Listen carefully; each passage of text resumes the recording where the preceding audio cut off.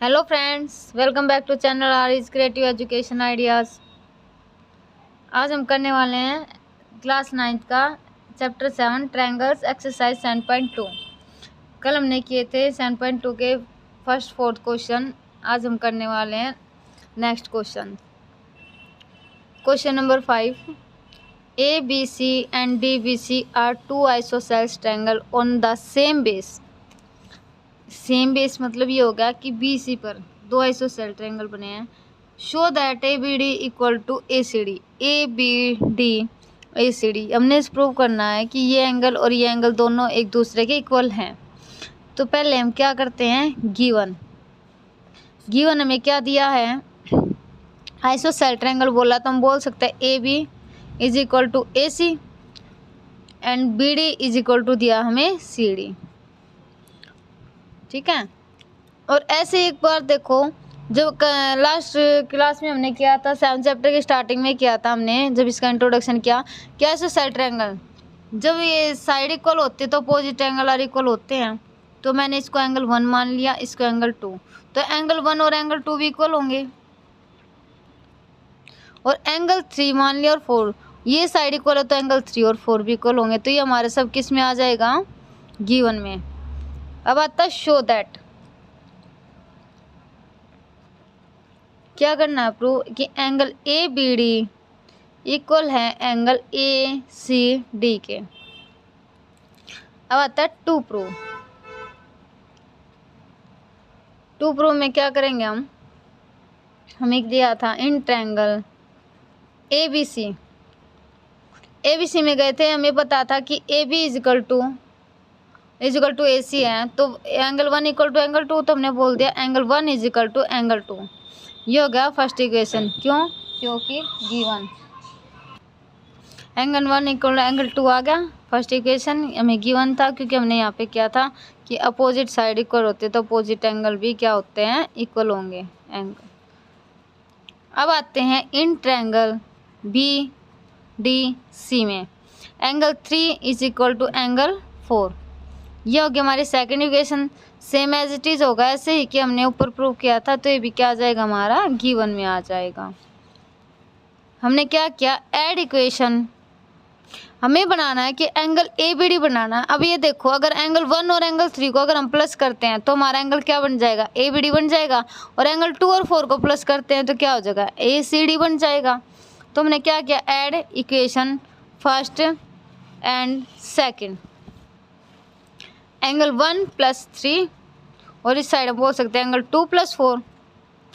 तो एंगल 1 + 3 क्या हो गया, हमारा बन गया A B D is equal to angle A C D.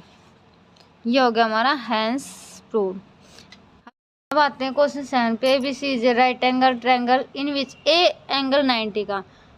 Right angle की बात आते पता लग जाता है हमें कि एक एंगल 90 का दिया हमें, इन्होंने बोला एंगल ए 90 का है और A B is equal to A C है। हमने गिवन लिख दिया कि angle A equal to 90, A B is equal to A C given है। फाइंड क्या करना, बी एंड सी। अब आते हैं to prove in triangle A B C. अब ए बी सी में इन्होंने क्या दिया, A B is equal to A C. तो हम बोल सकते हैं कि angle B is equal to angle C. क्योंकि अपोजिट साइड इक्वल होती है तो अपोजिट एंगल आर इक्वल होते हैं, एंगल इक्वल। ठीक है। तो अब हम क्या करते हैं, angle A angle B plus angle C क्या आ जाएगा, 180। एंगल सम प्रॉपर्टी लग जाएगा, sum of all angle is 180। तो अब देखो, हमने B equal to C prove किया तो हम क्या कर सकते हैं, एंगल ए की जगह तो 90 इन्होंने बोल रखा है और बी की जगह मैं अगर सी की जगह भी एंगल बी लिख दूँ, क्योंकि हमें क्या किया है, हमने प्रूव किया तो B is equal to angle C. ठीक है, लिख दिया। 90 उधर जाके माइनस का और बी कितने हो गए, 2b। 180 से 90 माइनस तो क्या हो जाएगा, 2 उधर क्या हो जाएगा, डिवाइड का। तो ये आ गया 45। तो एंगल बी इक्वल टू 45 और बी इक्वल टू सी था तो सी एंगल भी कितने का आ जाएगा, 45 डिग्री। ठीक है, angle B 45, C 45। Show that the question number 8 है, show that the angle of an equilateral triangle are 60। Equilateral triangle का आपको बताया था सेवन चैप्टर के इंट्रोडक्शन में कि थ्री साइड आर इक्वल, तीनों साइड इसकी क्या होती है, इक्वल होती हैं। तो ये तीनों क्या हो जाएंगी, इक्वल होंगी। तो हम गिवन लिख सकते हैं A B is equal to A C is equal to B C. ठीक है, प्रूव दैट, क्या करना है, angle A, angle B, angle C is equal to 60 degree. अब आते हैं टू प्रूव में। इन ट्रायंगल ए बी सी, तो हम क्या करते हैं, angle A, angle B, angle C is equal to 180। Same last question में किया हमें, sum of all angle is 180 is 180। अब देखो, जब तीनों साइड इक्वल हमारी, तो हम बोल सकते हैं कि तीनों एंगल भी इक्वल होंगे, कि अपोजिट साइड आर इक्वल होते हैं, तो तीनों एंगल भी क्या हो जाएंगे, इक्वल। तो हम यहाँ पे लिख सकते हैं angle A equal angle B first, क्योंकि A B equal to A C है तो ये हो जाएगा, अपोजिट एंगल हो गए। और B C is equal to A C है, B C is equal to A C है, तो angle B is equal to angle C. और सेम ऐसे ही A C is equal to B C, तो angle C equal to angle A.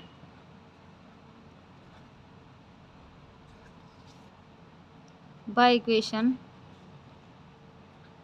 From equation लिख दो, from equation first, second and third. तो हम बोल सकते हैं angle A plus angle A plus angle A is equal to 180। वो क्यों हो गया, क्योंकि हमने यहाँ पे प्रूव कर दिया कि वो angle A equal to B और बी इक्वल टू सी और सी इक्वल टू ए। तो हम तीनों का ही लिख सकते हैं, तो क्या हो गया, 3a इज इक्वल टू 180।